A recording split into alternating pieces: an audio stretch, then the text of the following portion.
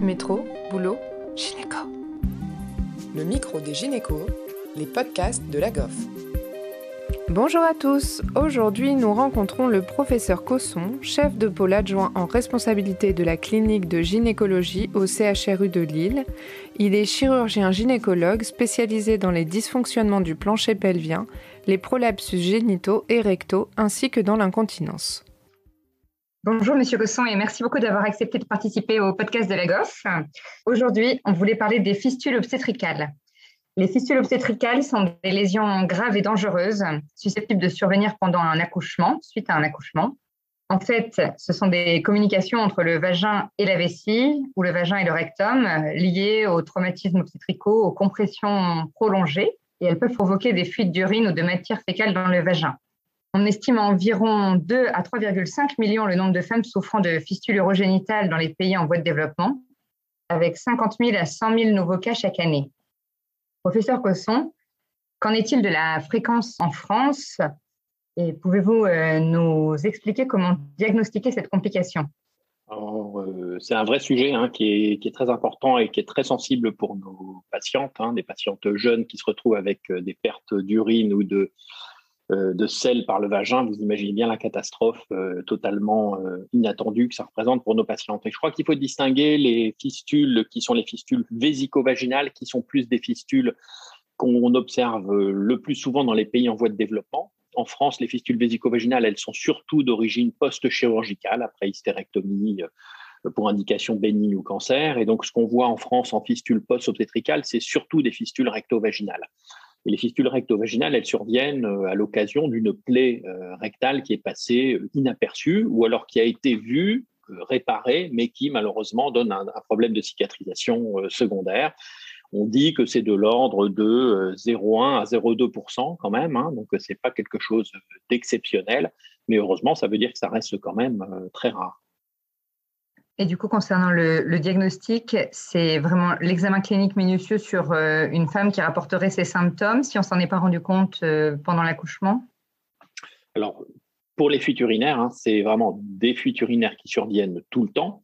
Et quand on dit tout le temps, c'est des patientes qui perdent leurs urines et elles se rendent compte parfois que ça sort par le vagin, mais pas toujours, mais qui perdent leurs urines même la nuit en dormant. Et ça, c'est totalement inhabituel avec les autres étiologies ou symptômes, en tout cas de fuites urinaires, qu'elles soient à l'effort ou des fuites par urgenturie. Des fuites qui surviennent même durant le sommeil, c'est vraiment très suspect qu'il y ait une communication anormale entre la vessie et le vagin.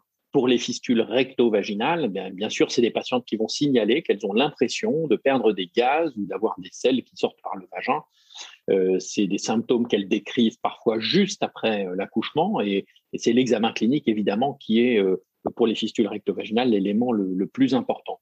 Pour les fistules vésico-vaginales, l'examen clinique bien sûr, puisque quand on met un spéculum, on va voir un écoulement d'urine au niveau de la fistule et parfois on peut avoir besoin de faire un test au bleu, que ce soit pour les fistules vésico-vaginales ou recto-vaginales, c'est-à-dire de mettre du bleu dans la vessie ou dans le rectum pour visualiser l'orifice qui est parfois tout petit.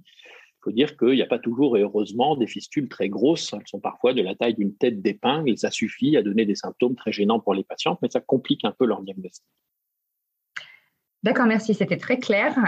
Et concernant leur prise en charge, est-ce qu'il existe une prise en charge médicale pour les patientes qui ne souhaiteraient pas être opérées d'emblée ? Donc, il n'y a pas tellement de traitement médicamenteux.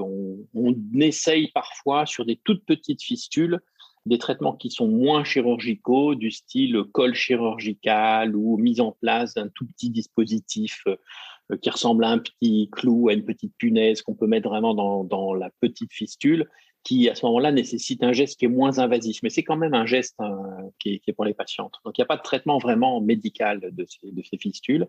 Par contre, leur prise en charge n'est pas toujours urgente. Et je dis ça alors qu'évidemment, il n'y a pas beaucoup de patientes qui ont envie de perdre des urines ou des selles par le vagin, mais ça arrive à des patientes en postpartum précoce. C'est des patientes qui ont leur bébé, qui ont toute une organisation de vie qui n'est pas très simple dans cette période-là. Et donc, parfois, elles peuvent nous demander de décaler un petit peu la prise en charge. Et l'autre chose, c'est que globalement, on ne prend pas en charge ces fistules tant que les tissus sont encore fragiles. Ce qui fait qu'on essaye minimum d'attendre 3-4 mois avant la prise en charge chirurgicale, ce qui oblige les patientes à supporter ces symptômes durant cette période. Alors, le bon côté des choses, c'est qu'il peut y avoir des toutes petites fistules qui se guérissent toutes seules au fil du temps. Parce que si elles sont de toute petite taille, parfois, avec le temps qui passe, la cicatrisation, des petites rétractions de tissu, une petite fistulette une grosse fistule peut diminuer de taille et parfois une toute petite peut même disparaître complètement. Donc évidemment, s'il n'y a plus de symptômes et que la fistule se bouge toute seule, on n'a plus besoin de faire une chirurgie. Donc en tout cas, dans un premier temps, on commence par attendre, surveiller l'évolution spontanée de ces fistules et on ne les prend en charge qu'à distance, je dirais minimum 4 mois après l'accouchement. Et du coup, si les patients s'orientent vers la chirurgie, quel type d'intervention on peut leur proposer et comment on les informe en préopératoire des résultats attendus? Donc, le risque principal des chirurgies, c'est que ça ne marche pas. Donc, ça arrive qu'il y ait des récidives malgré la chirurgie qu'on a pu faire. Et donc, il faut bien entendu en avertir les patientes. Il n'y a pas de garantie 100% de réussite. Il n'y a pas tellement de risque d'aggravation. On peut, quand on débride une fistule, faire qu'elle soit un petit peu plus grande, vraiment si c'était la catastrophe après qu'avant, si on avait un trouble de cicatrisation majeur. Mais là aussi, ça va donner une poursuite des symptômes, mais pas heureusement de catastrophe supplémentaire. Il faut avertir quand c'est une fistule vésico-vaginale, il y a toujours un petit risque pour les urtères. Donc, on va prendre des précautions, parfois monter des sondes avant la chirurgie et bien sûr prévenir les patientes d'un éventuel risque de laisser des sondes urétérales et puis d'un éventuel risque de devoir laisser des sondes urinaires en place un certain temps. Donc, réparation de fistule vésico-vaginale, on peut avoir besoin de laisser en place 1 mois et demi. Une sonde urinaire, c'est quand même pas confortable pour les patientes et ça, il faut bien entendu les en avertir. Pour les fistules recto-vaginales, donc même chose, risque d'échec. C'est assez rare dans les fistules post-obstétricales parce qu'elles sont souvent d'accès facile. C'est le tiers inférieur du vagin, c'est des fistules de taille quand même modérée. S'il n'y a pas de tissu très inflammatoire, si on est à distance de l'accouchement, donc les risques d'échec sont quand même faibles. On va dire de l'ordre de 5%, mais on n'a pas une chance sur 2 de voir revenir une fistule. C'est plus compliqué parfois pour une fistule vésico-vaginale qui est située tout au fond du vagin, qui est plus petite et un peu plus difficile techniquement en termes de réussite. Donc, on va avoir un risque d'échec pour une fistule vésico-vaginale de l'ordre de 20 à 30% pour une prise en charge par voie vaginale, alors que c'est beaucoup plus faible pour une fistule recto-vaginale. Et l'information, elle est hyper importante pour les patientes. L'autre challenge, c'est une fois qu'on a réparé la fistule recto-vaginale, dans quel état est le sphincter de la patiente. Ça s'évalue cliniquement avant la prise en charge, éventuellement avec une manométrie anorectale, parce que bien sûr, on va guérir la patiente des fuites par le vagin de sel ou de gaz, mais si derrière elle garde une incontinence anale qui fait qu'elle a des fuites de gaz ou de sel par l'anus, c'est pas non plus très confortable pour nos patientes, bien entendu. Il faut savoir parfois leur dire attention, vous risquez d'accord de guérir, bien sûr, et heureusement on a de bonnes chances de guérir ça, mais on risque de ne pas tout guérir et vous risquez de garder par exemple des symptômes d'incontinence anale au moins partielle. Très bien, merci.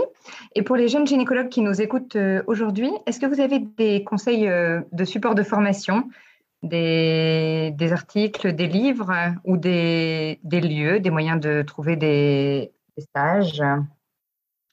D'abord, je pense qu'il faut bien se dire qu'il ne faut pas que tout le monde essaye de réparer des fistules dans son coin. Il vaut mieux adresser les patientes dans des centres spécialisés, qu'il y ait une évaluation multidisciplinaire et que ces patientes soient discutées en RCP et prises en charge de façon un petit peu concentrée. C'est des événements heureusement rares. Et il ne faut pas que chacun essaye de bricoler dans son coin et de rendre service à une patiente. Le pire, ça serait d'opérer dans son coin une patiente une semaine après l'accouchement en se disant que si on ferme le trou qui est entre le rectum et le vagin, elle va peut-être plus avoir de symptômes. Et c'est une tentation forte parce que quand on est à l'origine de la déchirure ou qu'on avait participé en tout cas à la survenue, on n'a qu'une envie, c'est d'essayer d'améliorer les symptômes de la patiente. Et parfois, à vouloir le faire trop vite ou de façon peut-être avec peu d'entraînement, on risque de faire pire, en tout cas de faire perdre beaucoup de temps dans la prise en charge de la patiente. Alors, il y a un diplôme de chirurgie vaginale dans lequel les fistules sont bien sûr évoquées et donc on voit des vidéos, on apprend avec des vidéos de chirurgie. Il y a pas mal de vidéos sur Internet qu'on peut trouver, des vidéos peut-être que même nous, on a pu mettre en ligne. Il y a le collège qui avait fait des vidéos sur la prise en charge des fistules recto-vaginales, par exemple. On avait participé à des choses comme ça. Donc, il y a tout ça. Il y a un livre de chirurgie vaginale ou un livre de statique pelvienne dans lesquels il y a bien sûr les prises en charge des fistules recto-vaginale ou vésico-vaginale qui existe chez Elsevier Masson. Merci au professeur Cosson de nous avoir partagé ses connaissances et à Océane Pêcheux pour avoir animé cette interview. Merci à tous de nous avoir écoutés aujourd'hui. Rendez-vous la semaine prochaine pour un nouvel épisode. Vous retrouverez toutes les ressources et références de ce podcast dans la description et surtout, n'hésitez pas à vous abonner à la chaîne, à lui accorder 5 étoiles, voire même à en parler autour de vous. Métro, boulot, gynéco.